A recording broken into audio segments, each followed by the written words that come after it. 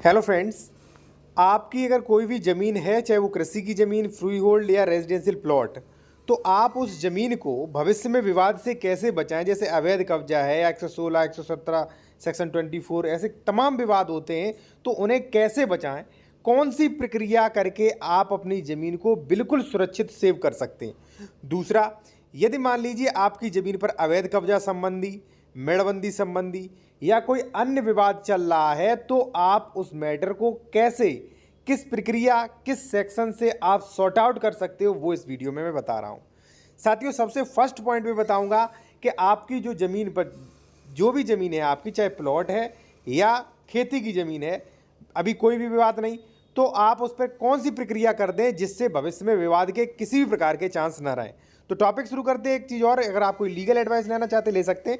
Contact number video की description में दिया गया है। साथियों सबसे पहले मैं आपको बता दूं, यदि मान लीजिए आपने कोई ज़मीन खरीद रखी है, ठीक है, और उस ज़मीन पर अगर मान लीजिए सह खातेदारक हैं, कई सह खातेदारक हैं, तो साथियों वो ज़मीन जो है उस पर कभी न कभी विवाद हो जाएगा।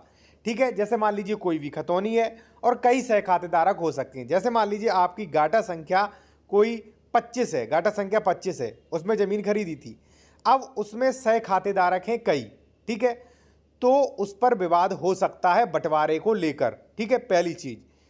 दूसरी चीज़, कब्जे को लेकर हो सकता है कि हम कब्जा कम किए, हम आपकी ज़मीन घेर रहे हैं। ठीक है, या साथियों यदि मान लीजिए आपकी कोई ज़मीन है, ठीक है, गाटा संख्या 25 में, यानी कि मिनजुमला नंबर है, फिर भी उस मिनजुमला नंबर पर कोई भी विवाद भविष्य में हो सकता है। तो सवाल कि अब आप कैसे बचें। देखिए साथियों, यदि मान लीजिए आपने कोई ज़मीन खरीद रखी है ऐसी, उसमें सह खातेदारक हैं, तो आपको सेक्शन 116 अंश निर्धारित करवाना चाहिए और फिर उसके बाद 117 यानी कि आपको कुरा डिक्लेरेशन करवा लेना चाहिए। कुरा डिक्लेरेशन होने के बाद आपका फाट हो जाएगा, यानी कि आपका अलग नक्शा बन जाएगा। फिर आपसे कोई भी व्यक्ति बिल्कुल भी छेड़छाड़ नहीं कर सकता। आपसे ही नहीं बल्कि आपकी आने वाली पीढ़ी से भी, मान लीजिए जो भी पीढ़ी है, उन्हें जमीन विवाद का सामना उस जमीन को लेकर नहीं करना पड़ेगा। ठीक है, अब साथियों होता क्या है, मान लीजिए आपने कोई जमीन खरीदी, वहां पे तमाम सह खातेदारक हैं, ठीक है, तमाम बड़ा गाठा है, उसमें कई सह खातेदारक, काफी बड़ा गाठा है। अब उसमें न तो 116 की कार्रवाई हुई, अंश निर्धारित नहीं हुआ कभी, और ना उसमें कुरा डिक्लेरेशन नहीं हुआ।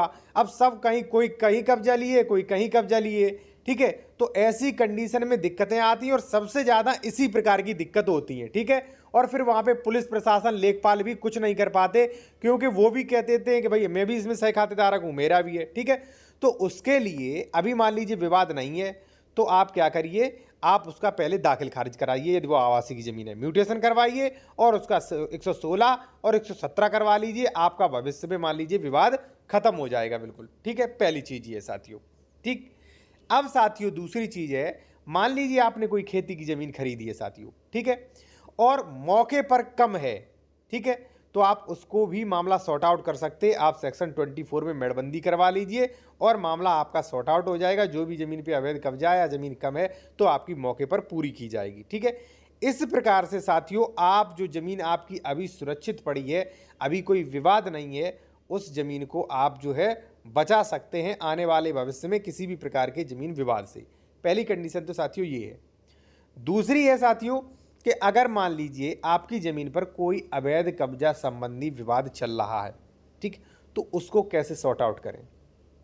साथियों सबसे पहले मैं आपको बता दूं, मान लीजिए ये गाटा संख्या है 107, मैंने आपके सामने बना दिया, ये 107 गाटा संख्या है। ठीक है, अब कोई भी व्यक्ति अचानक कब्जा नहीं करेगा, कोई भी बाहरी पर्सन आपकी ज़मीन पे कब्जा नहीं करेगा, क्योंकि ऐसा अगर उसने किया तो उसके लिए पुलिस बैठी है। ठीक है, अब कब्जा वाली समस्या होती क्यों है, मान लीजिए आपने जो गाटा संख्या 107 है उसमें जो है 3 सह खातेदारक हैं। ठीक है, 3 सह खातेदारक हैं। या तो वो क्लेम कर रहा होगा कि नहीं हम कम जोते हैं, हम यहाँ पे लेंगे, हम यहाँ पे कब्जा नहीं करने देंगे, या तो आपका सह खातेदारक से विवाद होगा, पहली चीज़। ठीक है, तो उसे कैसे सॉर्ट आउट करें कि उसके लिए अगर सह खातेदारक से विवाद है, तो साथियों उसके लिए 116, 117 की कार्रवाई करें, यानी कि अंश डिक्लेरेशन करवाएं और अपना कोरा फाट बनवा लें। और जो भी मान लीजिए कानून को या लेखपाल, राजस्व अधिकारी हैं, वो आपके कुरा पे दखल आपकी दिलवाएंगे, आपका मैटर सॉर्ट आउट हो जाएगा, या सही खातेदारक से है तो पहली चीज़। ठीक है, दूसरा यदि मान लीजिए अगर आपकी अवैध कब्जा संबंधी वाली मान लीजिए विवाद है साथियों, तो वो है सेक्शन 24 को लेके, यानी कि पड़ोसी खेत वाला जो है वो अपना क्लेम कर रहा है कि नहीं ये हमारा है, यहाँ तक जमीन हमारी है। ठीक है, तो उसे कैसे, उस मैटर को आप कैसे सॉर्ट आउट करें। ठीक है, तो उसके लिए साथियों क्या करें आप, उसके लिए एक सेक्शन है सेक्शन 24 सीमा संबंधी विवाद। तो आप मेड़बंदी यानी कि सरकारी नापतोल करवा सकते हैं। ठीक है, और उससे जो है जो भी व्यक्ति कब्जा किए हैं लेखपाल कानून को नाप के दे देंगे और उसका कब्जा वहाँ से हटवाएंगे सेक्शन 24 से। यदि मान लीजिए आपका विवाद किसी पड़ोसी खेत वाले से है तब ऐसी कंडीशन में। ठीक है, मान लीजिए वो क्लेम कर रहा है कि नहीं यहाँ तक ज़मीन, आप क्लेम कर रहे हैं नहीं यहाँ तक मेरी ज़मीन, तो विवाद मत करिए, सेक्शन 24 की कार्रवाई आप कर सकते हैं। ठीक है साथियों, लेकिन एक चीज़ मैं आपको और बता दूं, कई एडवोकेट गलत राय दे देते हैं। ठीक है, सेक्शन 24 डायरेक्ट नहीं होता है। अगर मान लीजिए आपके 116 117 की कार्रवाई हो चुकी होगी तभी सेक्शन 24 की कार्रवाई होती है साथियों। ठीक है, तो इस बात का ध्यान रहे। और चीज़ मैं आपको बता दूं, यदि मान लीजिए आप कोई लीगल एडवाइस लेना चाहते हैं या उत्तर प्रदेश में आप ज़मीन खरीद रहे, डॉक्यूमेंट्स वेरिफिकेशन करवाना चाहते हो, ठीक है, ज़मीन विवादित तो नहीं, डबल रजिस्ट्री तो नहीं, तो करवा सकते हो। कॉन्टैक्ट नंबर हमारा वीडियो की डिस्क्रिप्शन में साथियों मिल जाएगा। ठीक है, अब साथियों तीसरा आता है, मान लीजिए आपकी ज़मीन पर कोई भी व्यक्ति कब्जा किए हुए है, ना तो वह सह खातेदारक है ना वह पड़ोसी खेत वाला है। मान लीजिए कोई बाहरी व्यक्ति जो है वो कई वर्षों से आपकी ज़मीन पर कब्जा किए है, तो उसके लिए साथियों एक अलग से सेक्शन है, वो है यूपीआरसी सेक्शन 134। ठीक है, 134 जो है वो है बेदखली के लिए बाद, यानी कि कोई भी व्यक्ति जो है, अन्य व्यक्ति आपकी ज़मीन पर अतिक्रमण किए है, अत्याचार किए हैं, अत्याचारी है, वो आपकी ज़मीन पर कब्जा किए हुए है, तो ऐसी कंडीशन में साथियों उसे आप हटा सकते हैं। उस पर जो है आप उप जिला अधिकारी न्यायालय में धारा 134 उत्तर प्रदेश राजस्व संहिता जिसे यूपीआरसी कहते हैं, तो धारा 134 में बेदखली के लिए यानी कि उसे निकालने के लिए आप केस कर सकते हो। ठीक है, अब केस जो कहाँ होगा, केस होगा उप जिला अधिकारी के यहाँ।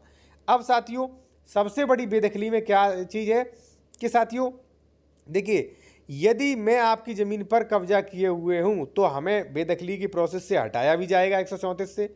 ठीक है, और हमें हर्जाना भी आपको दिलवाया जाएगा। जैसे मान लीजिए 10 लाख की ज़मीन है तो 10 लाख का 5% मान लीजिए 50,000 रुपये प्रति वर्ष के हिसाब से, मान लीजिए 10 साल अगर मैं कब्जा किए रहा तो वहाँ पे आपको 5 लाख रुपया इस प्रकार से जो है आपको मुआवजा भी दिलवाया जाएगा। तो साथियों इस वीडियो में आपने समझा कि अगर मान लीजिए आपकी ज़मीन कोई खाली पड़ी है, ठीक है, तो उसे विवाद से कैसे बचाएं, पहले के सेपरेट कैसे कर लें, पहली चीज़। दूसरी चीज़, यदि मान लीजिए आपका कब्जा संबंधी विवाद है, सह खातेदारक परेशान कर रहे हैं, दूसरा कोई पड़ोसी खेत वाला परेशान कर रहा है, तीसरा अगर मान लीजिए कोई बिल्कुल बाहरी व्यक्ति आपको ज़मीन पे आके कब्जा कर लिया है तो ऐसी कंडीशन में कब्जा कैसे हटवाएं, वो पूरा प्रोसेस इस वीडियो में आपने समझा। और यदि मान लीजिए कोई भी आप कानूनी सलाह लेना चाहते हैं, कोई भी कंसल्टेशन करना चाहते हैं साथियों कर सकते हैं। कॉन्टैक्ट नंबर वीडियो की डिस्क्रिप्शन में दिया गया है। और यदि मान लीजिए आप उत्तर प्रदेश में कोई ज़मीन खरीद रहे, कोई डॉक्यूमेंट्स वेरिफिकेशन करवाना चाहते हो तो वो भी आप चेक करवा सकते हो। कॉन्टैक्ट नंबर वीडियो की डिस्क्रिप्शन में दिया गया है। और आप डायरेक्ट कॉल मत करिएगा फ़ोन पे, ठीक है, व्हाट्सएप पे मैसेज करिए, कॉल बुक कराने के बाद कॉल करिए।